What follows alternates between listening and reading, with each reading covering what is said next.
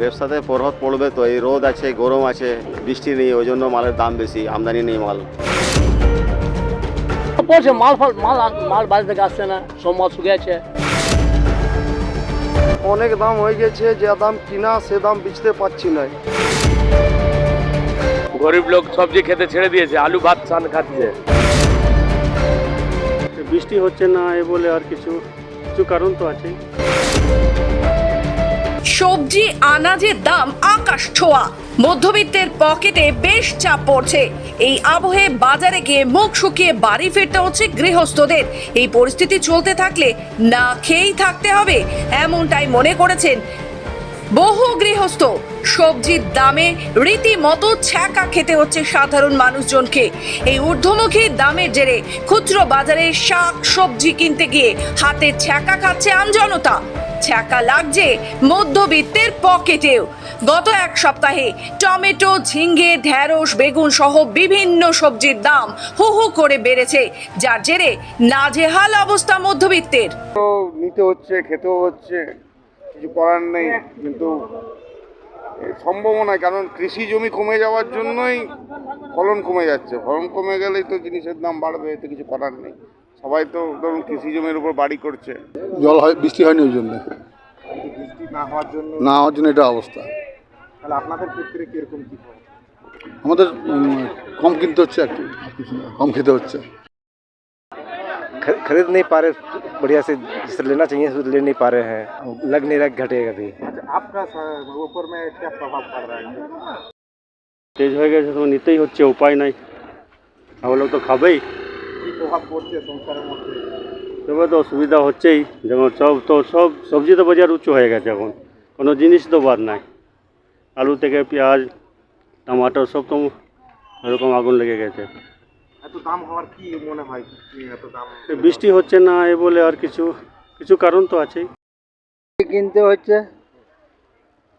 30 টাকা, খুব গায়ে লাগছে আমাদের। কেন কি মনে হচ্ছে এত দাম বেড়ে যাওয়ার কারণ? সেটা আমরা আর কি করে জানবো কিভাবে দাম বাড়ছে।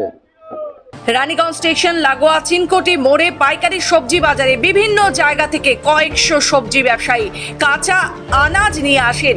সবজি বিক্রেতারা জানিয়েছেন, প্রচন্ড গরমে অনাবৃষ্টির কারণে সবজি গাছ মাঠেই শুকিয়ে গেছে। এর ফলে ঝিঙ্গে, ঢেঁড়স, শসা, বেগুন, লাউ, করলা, বরবটি, কাঁচা লঙ্কা, ধনেপাতা, ফুলকপি, বাঁধাকপি সহ বিভিন্ন সবজির দাম বেড়ে গেছে। তারা জানিয়েছেন, এক সপ্তাহে সবজির দাম কিলো প্রতি প্রায় দ্বিগুণ হয়েছে।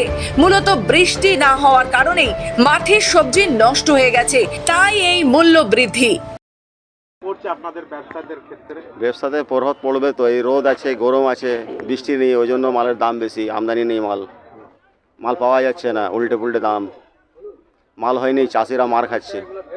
বৃষ্টি না হওয়ার জন্য মাল নেই, মাল না থাকলে তো দাম বাড়বেই। কতদিন চলবে কি মনে হচ্ছে? যতক্ষণ না ভালো করে বৃষ্টি হয়, বৃষ্টি না হলে কোনো উপায় নেই। সব তো গাছ পুড়ে গেছে, মাল লাগিয়েছে চাষি মার খাচ্ছে। আচ্ছা, এত দাম বেড়ে যাওয়ার জন্য কি খদ্দেররা ঠিক মতো দোকানে কি আসছে? বিক্রি বাটা সেরকম নেই, কম আছে। দেখুন, আমি কিছু বলতে পারবো না এটা, কেন কি এটা তো আমাদের হাতে নাই।